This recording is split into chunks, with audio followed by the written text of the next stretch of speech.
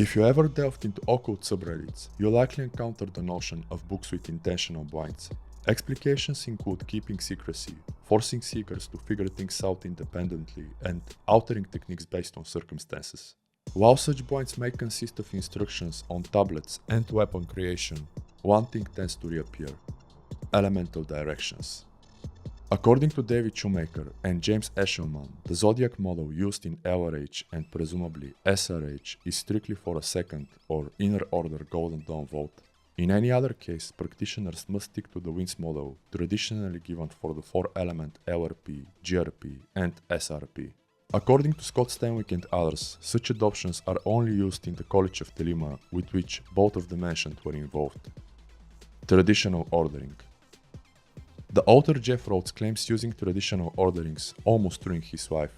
In contrast, holistic modifications via alchemy, philosophy, trial and error, and science prove game-changing. Rhodes states that most books have blinds to preserve secrecy, and that is since the 1800s, when the Golden Dawn was founded. In his Hermetic Kabbalah, Rhodes swaps out fire and error in the Winds ordering, adopting it for both formulas.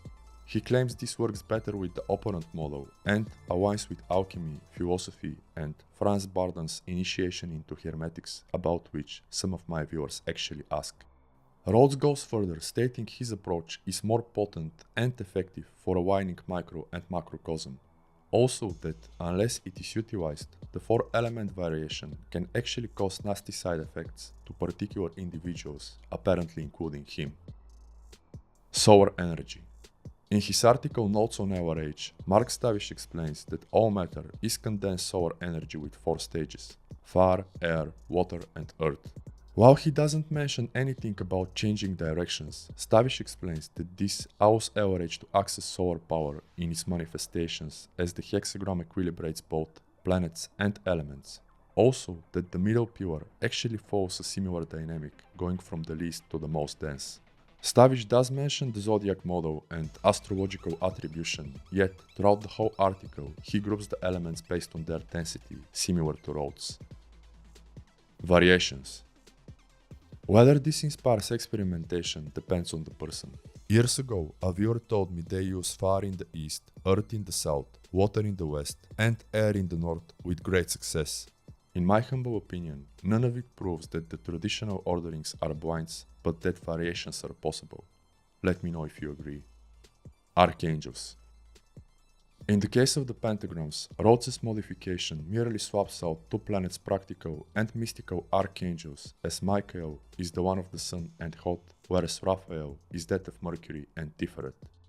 In the cases like the Watchtower ritual, you do not have archangels but circumambulate following Yod-Heh Vav-Heh, which actually allows flexibility. And in LRH, you can use Saturn hexagrams if you are not happy with your results. Retrospection. In my humble opinion, the traditional orderings hardly cause any side effects. What they can trigger is somewhat active retrospection, bringing back the past, including people and situations, as if reabsorbing one into it.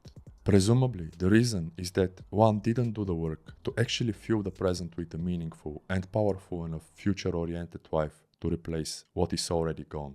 Instead, they let nature fill up the vacuum with entropy, least resistance, and what was there at some point. In that sense, traditional orderings can find common ground with psychoanalysis, which, unlike logotherapy, Setianism, and a large portion of the LHP, is mainly retrospective. Apparently, many Golden Dawn books refer to psychoanalysis, noting direct commonalities or at least similarities, and up until now, I am yet to see a Golden Dawn book referring to actually future-oriented approaches. Let me know why you think this is. Consider Paul Cronin commenting on Rigardi and Grady McMurtry explaining that unlike Thelema, Golden Dawn is all about being reintegrated in your environment, your local environment, whatever that is.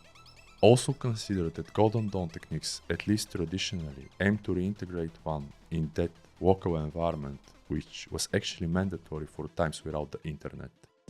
When the internet is here, everything changes as one is no longer bound to any aggregate of experiences, save for that of the information age, which includes the internet.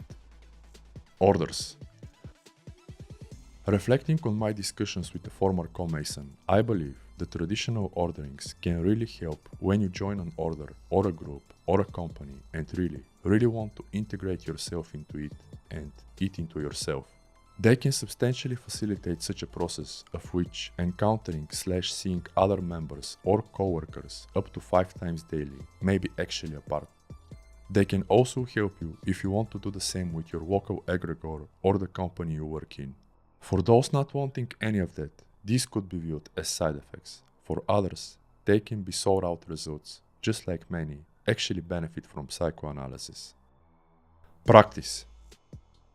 In the words of Peter J. Carroll, paraphrasing, magic is tested in practice, not in theory. While the power of creating one's own myths, paradigms, and modifications to optimize one's techniques is not to be underestimated, I just don't think it is healthy or productive to refer to everything else as a blind or a mistake. Let me know if you agree. Starting now. If I were starting now, I wouldn't focus much on what some regard as blinds, but on whether I'm getting the desired results, learning techniques and correspondences, and delivering impactful charges of intent. If I find certain modifications work better, I'll share them like a scientist or a biohacker with my name and brand on platforms like YouTube, rather than anonymously criticizing others' work on random forums. But that's just my opinion. Let me know yours, and thank you for your time.